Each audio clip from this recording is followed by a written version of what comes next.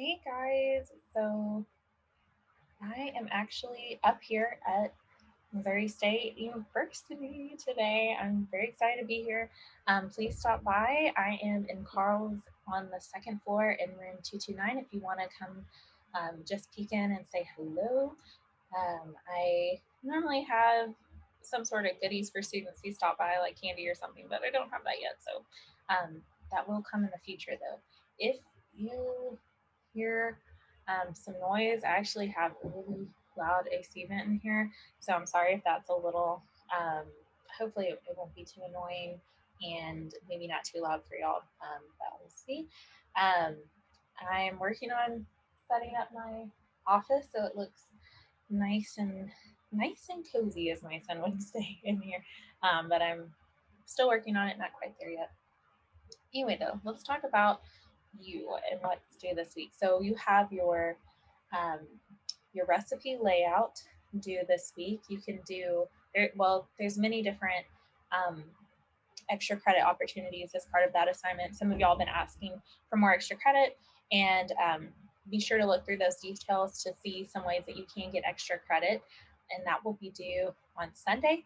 It is worth more points than your normal weekly assignment. It'll be worth 75 points instead of 50 points. So just be aware of that, and of course, do the best quality work that you're capable of. If you have any questions, you can always email me. I know not all of you are in Springfield still, or even in Missouri, we have some that are out of state. So if you still feel more comfortable or need to email me or set up Zoom meetings or anything like that, feel free. That's of course still available. If you are in Springfield though, and especially if you're around Carl's Hall, feel free to swing on by if you have any questions. And with that, let's go ahead and get started. We are going to be getting into a few things in here that we could also do in Illustrator with our character and paragraph panels. But then I'm also going to show you a few things that are unique to Adobe Illustrator or Adobe InDesign. So let me go ahead and collapse myself. So the first thing that we're going to learn about is leading.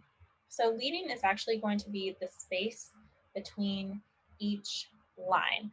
So let me go ahead. I'm going to just select this first line here.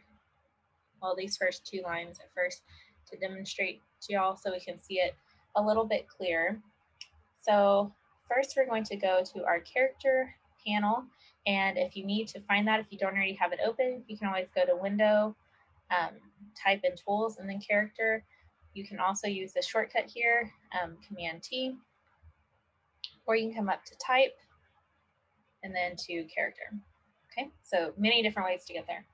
So once we have our character panel open, we can go ahead and come to, I always have to, there you go, there's leading. I like to hover over them to make sure I'm telling you the right one, but it's this A on top of another A with the arrow indicating, that this is going to change the space between each of these lines of A's here. So it looks like automatically it went ahead and did 14.4 points as our spacing, but let me go ahead and adjust that. We're going to do something like a crazy amount just so we can see it. So 30. So did you see how much that spaced out our lines here? We'll go to 12, we can do 36, right? So it's just changing that spacing between the lines. So we can do that for just a couple of lines. We can do that for our entire document, which when I should have explained this. So I already created a document here. I have a 4-column layout in just one page, and I went ahead and put text boxes for each little column here. And then I actually grabbed placeholder text from online. Otherwise, it would have just filled in each little column, but I wanted them all to connect using text threads. So I copied and pasted it, put it in this first column, and then used text threads to go to each column so they're all connected. I made another text box for my heading, and then I also put in a placeholder here for an image later. So let me show you how to do that. So if you come over here, you have the rectangle frame and ellipse frame or a polygon frame, but I'm just going to use the rectangle frame and just make a space for an image that I intend to put there later. Okay. That's really helpful if you're trying to do layouts. You know how we did everything by hand earlier. You can also easily make a layout in InDesign without actually having any of your elements yet. So you can leave a space for a picture, you can leave a space for a graphic, you can leave space for text, and even fill it in with placeholder text that you can experiment with the spacing and everything else. So anyway, all right, next I'm going to talk about kerning, which, yes, there is our little kerning tool. So I'm going to demonstrate using our header here. So I'm going to switch back to our type tool, and kerning only will adjust the spacing between two characters. So you have to put your cursor right in between two different characters in order to do this. So I'm going to do it between the H and E in both heading and here. And I'm going to go with, I think you'll be able to see it at like 25 pretty easily. Oh, no. Here, I'm going to Control Z and pick something bigger. We'll do 75. Oh, it's going to take my computer a minute to think that through. There we go. So you see that big space now between the H and the E, and I'll do it over here as well. Okay. So what's cool about kerning is that it actually can't be overrun by tracking, which we'll talk about that next. But I want to, just to make this look a little better, I'm going to actually increase our font size. So still in the character panel here, I'm going to increase it to 72. I don't know, to me that just looks nice. And we could also change the color. I know some people were asking me how to change the color of their fonts.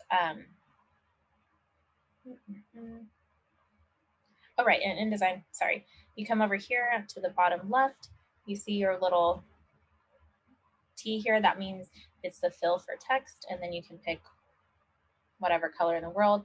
You can put in a color, a hex code like you could in Illustrator. You can put in RGB values, CMYK values. These other ones don't worry about. You can also add a swatch just like we could in Illustrator. It's very similar. You'll see most of the Adobe programs as you learn more about them. Many of the tools are the same, but then each program has its own tools that make its specific purpose a little easier, if that makes sense. And I'm going to go ahead and adjust that to the same color, and I can do that by using my little eyedropper tool. Oops. I'm just holding down and then going over that green, and I picked it up. Okay. So now I'm going to talk about tracking. So we're still going to be in that character panel. Come over here to tracking, and this is going to change the space between letters in the entire area that you have highlighted. So not just two characters, but I want you to pay attention how it's going to change the spacing between all of these letters, but not between the H's and the E's that we already adjusted using kerning. Okay. So we'll do like 25, and you see how it's spreading them out more. So this is another way that we can adjust our headings or any other form of text to actually go from one edge to the other just to balance it out. There's lots of different ways that you can do that, but it just helps things. Like you see how all these are lined up. Our picture will be lined up with the edge of our title, will be lined up with the edge of our text. Same thing on this side. It just makes things more,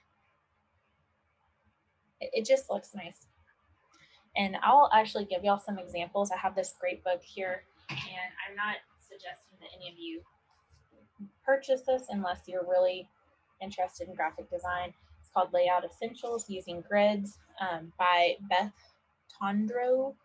Let me see. Sorry, it's a mirror, so it's kind of confusing. Anyway, but she gives so many different ideas for layouts, and I might make this a required book in the future. I'm just not sure I don't know.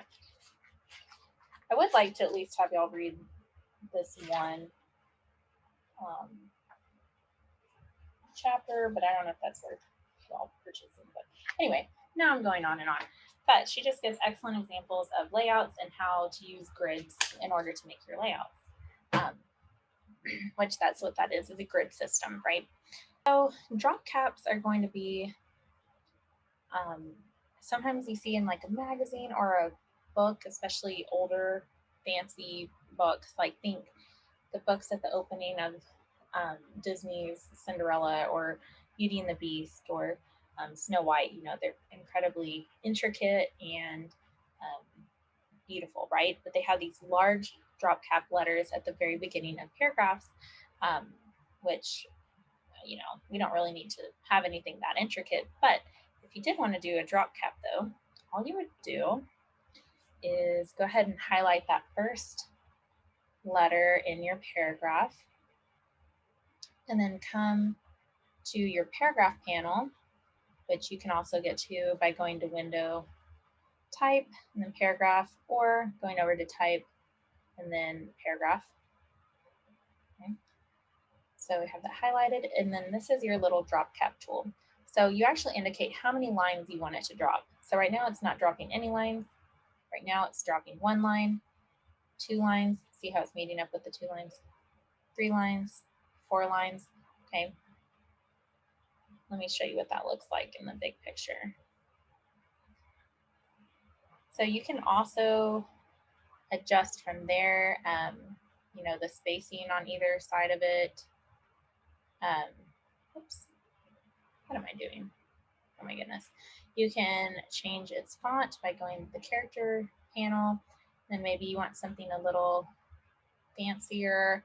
Of course, then you would need to change its spacing around it, which you can do that just like we did with the image the other day. Okay. Anyway, so kind of fun, something different. Let's see. Oh, I also need to show you bullets and numbering. So let me go ahead and make a list here in the middle. I'll just say, oh, it thinks I want the drop cap again. I do not, but thank you for thinking of me in design. Okay, so we'll just say 1, 2, 3. There's my list. So I'm going to highlight it, and then you can find it in your properties panel under bullets and numbering. But if you don't see that, you can come over to paragraph and then hit that, the paragraph panel, hit that little hamburger menu up at the top, and then go to bullets and numbering.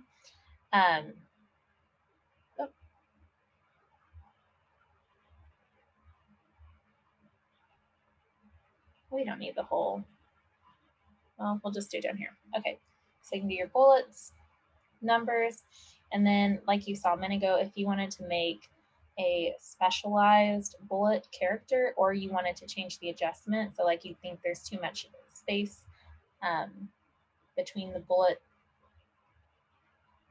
and, oh, I want it to preview. You want to adjust the space between the bullet and the actual indent for the paragraph, or you want to change the spacing between the bullet and the words themselves. You can do either one. I'm going to change it to, well, let's say I don't like any of those. I'm going to pick another character. You can come here and do that. I think these are kind of fun. Oh, and then I also want to show you some fancy things you can do with your headings and titles. Of course, you can do this with other text as well, but I would recommend just sticking with headings and titles with this for the most part, unless you need to underline or strike through.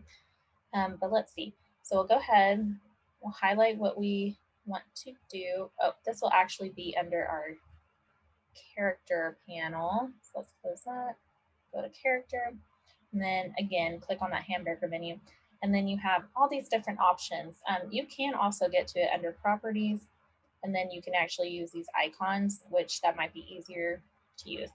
Let's see, here's all caps, which we've already adjusted the font size of our first letter, so it's a little different.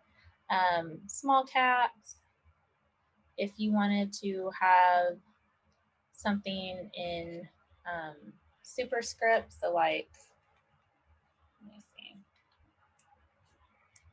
like if you wanted to say 1 squared, maybe you would highlight that. Oh, and actually look at that, that's new. It is reading my mind. So I can actually do superscript there or here. Subscript, so you see how it's making it actually lower than our original number there. If we wanted to underline, can do that.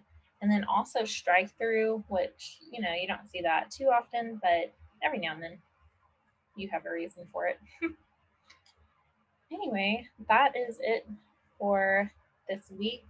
I know I'm only giving you the very basics of InDesign and, in fact, Illustrator as well, but you have the tools to be able to make very basic layouts, and that's what this class is. If you are really interested in InDesign and want to learn more, we do offer a magazine course that's actually taught by Caitlin McCoy up here in AgCom, and that's where you will really well get more into writing, but also learn some more intricate parts of InDesign as well. So anyway, with that, actually, I'm going to stay here.